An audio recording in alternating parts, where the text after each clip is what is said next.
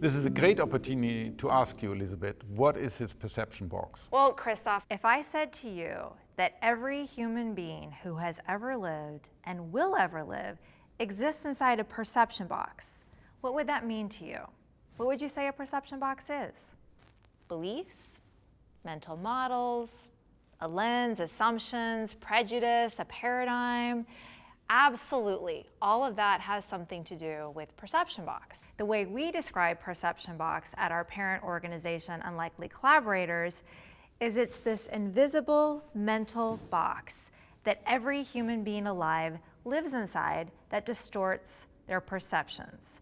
It distorts our ability to understand one another and to understand ourselves. And it's made from the material of our beliefs. Sometimes at Unlikely we call them stories. For example, our cognitive distortions, catastrophizing, magnifying, personalizing, labels, polarized thinking, and all the biases, confirmation bias, negativity bias. Now, a lot of those distortions, they may seem like beliefs we have about other people, and that's definitely a huge part of perception box. But beneath all those distorted beliefs we have about other people are the distorted beliefs we have about ourselves. And we get these beliefs when we're very young. We're so young, they even have almost a childlike language to it. I'm not good enough. I don't matter. I'm unlovable. I'm not safe. I'm bad.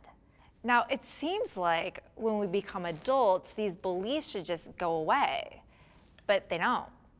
They get buried in our unconscious minds and quietly, almost silently, rule our behavior behind the scenes. So some of you might be skeptical about this. I'm going to give you some examples of when adults are being motivated by childhood perception box beliefs. Guy in a meeting, he's hogging all the airtime, bragging a lot, always trying to get credit. What's that about? What's this guy doing? He's trying to prove that he matters. His perception box belief is, I don't matter. Say a person's really clingy in a relationship. What's that about? They're trying to get affirmation that they're lovable. Their perception box story is, I'm not lovable. One more example. A person who's super controlling, really stubborn, micromanages everyone around them. What's that about? Well, that person is likely running a perception box story, I'm not safe. Christof, you understand the science behind all of this. Will you please tell everyone the science behind perception box? Your brain is a prediction engine that's based on your particular unique genetic inheritance and physiology, shaped by your particular unique lived experience of the world, reaching all the way back into early childhood and any adverse events that have happened to you, any spoken, unspoken assumptions from families, teachers, and media about appropriate, inappropriate behavior, about good and bad people. All of it forms the perceived reality of the world. It is the only world you know. It is a world constructed by your brain.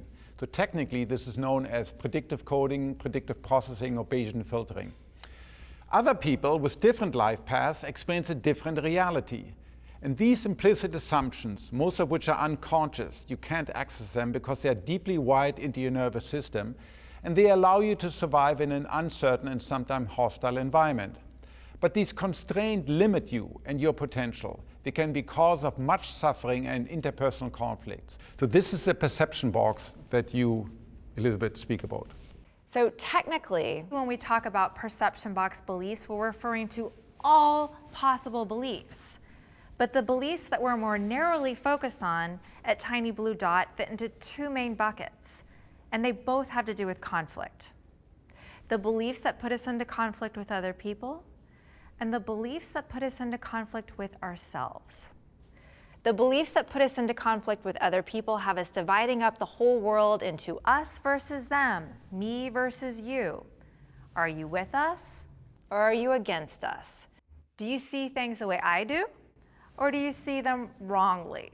Beliefs that put us in conflict with ourselves have us in a constant state of comparison, comparing ourselves to other people, and comparing ourselves to ourselves at some time in the past where we were more awesome, or sometime in the future where we're gonna be way more awesome than we are now. And this conflict, when we're in conflict with ourselves or with other people, our perception box walls contract.